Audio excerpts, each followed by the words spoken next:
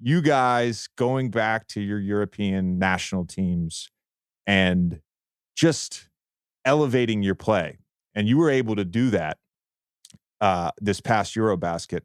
How much confidence did that give you going into this season? Oh, it gives a ton.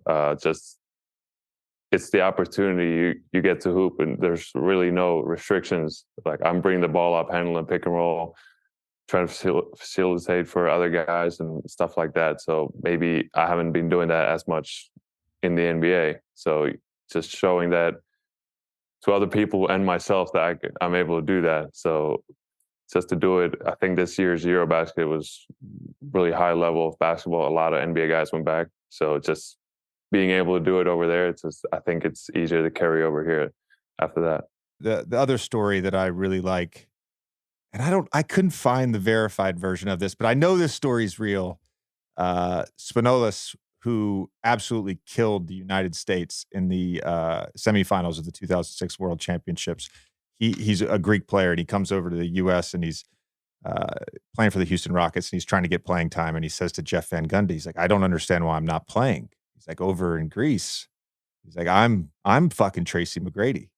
And Jeff says back to him, yeah, but in America, Tracy McGrady is Tracy McGrady. You know? And you brought up the restrictions part. And I think that we could have a deeper conversation about this, but I am curious in your sort of own perspective, what has made this year different playing for the Jazz? Because your numbers are up. You've had some really big games, but I think most impressively, your efficiency numbers up. Like the way you're playing and the way you're scoring, you're doing it all. You're cutting, slipping out of pick and rolls, spotting up, attacking closeouts. They're running a lot of pin downs for you, so that you're doing it a bunch of different ways. So I'm curious, in terms of your growth this year, where do you see that from your perspective? Yeah, I think it's changed a little bit when I got the year with small forward in Cleveland. I think it kind of helped me play on the perimeter a little bit. And then, of course, like you mentioned, the Eurobasket, just getting that confidence up. And just, I think it's a little bit of everything. We have a great coaching staff, great style of play that I'm always going to give credit to my teammates, because it's not like I'm doing everything off the dribble. They're finding me when I'm open. So I've been able to get to the rim and get some easy ones, and then that obviously helps shooting from the outside as well. So I'm always going to give credit to them and coaches, but I think I've gotten better as a player than I was in Chicago, for example. So just being able to do that stuff off the dribble still. So got him better, but then I think I'm at the right place, the right time too. Lauri, we were talking about this earlier, speaking of your teammates, we've had Mike Conley on the show, for example, and he's just a guy who has been an elite table setter, in the NBA since he got into the league. Were you a little bit, not you've played well these guys, so not that you'd be surprised by, their talent or anything like that, but do you feel like maybe the rest of the league and the NBA fan base overall kind of underestimated just how many good players are on this roster right now? Yeah, definitely. I think I flew in 4 days before training camp since I was playing in summer. And the first practice we had, we were all kind of like, we got a pretty good team. We got a lot of good players on this team. We just got to get on the same page. We got a lot of new guys from different teams. With Will specifically, and I listened to some of his interviews. Actually, a friend sent me a press conference that he did on YouTube. And, I think one of the things that he talks about a lot, he talked about that in press conference, was just giving players freedom and allowing them to play in sort of a clear headspace and encouraging that and not really messing with them on the court. And maybe he'll say something to you when you get back to the bench, but when you're on the court, he wants you to have sort of a clear headspace, which I think as a player, I would love that in a coach. Did you know Will at all? Do you remember your first sort of conversations with him after? I don't remember when he got the job, but I think he got the job prior to you getting, yes, because he talked to Donovan. So he got the job prior to you getting traded to the Jazz. But what were your early conversations with Will like?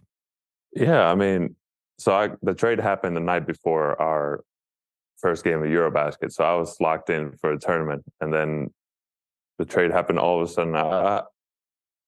I'll say it was a little emotional. Like first time getting traded, I don't really expect it, and we thought we found a home in Cleveland, so it was a little tough. And some random American number FaceTimes me, and I'm like, I'm not ready to pick up this phone. So I actually didn't pick up his first phone call, but then I called him right after.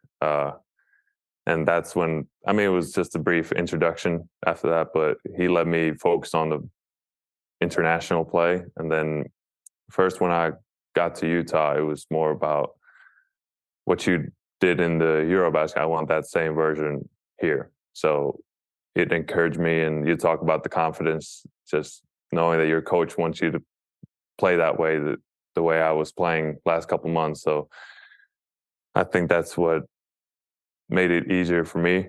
And that what you said about our team too, I think it's been that the whole time. We play defense, and then we have a ton of guys that can sometimes go wild on offense, but that's kind of what we need at times. So he talked about playing a little chaotic, and I think that's when we've been at our best.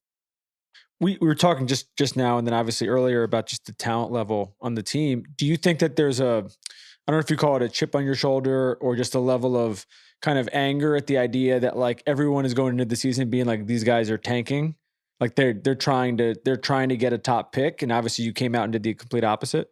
Yeah, I think there's a little bit of that. And I talked about, we went through that with Cleveland too last year. Kind of everybody said we're going to be terrible, and then we came out hot, and I don't know what we were like top 3 seed in January or whatever.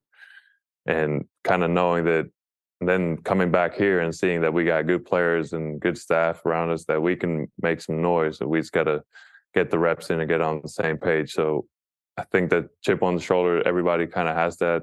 We have a lot of guys that I think they see themselves like overlooked. And then, like I talked about earlier, the ton of new guys coming in from different places. It feels like we have a so-called revenge game every other day, because we've been making so many trades. We played the Bulls last night.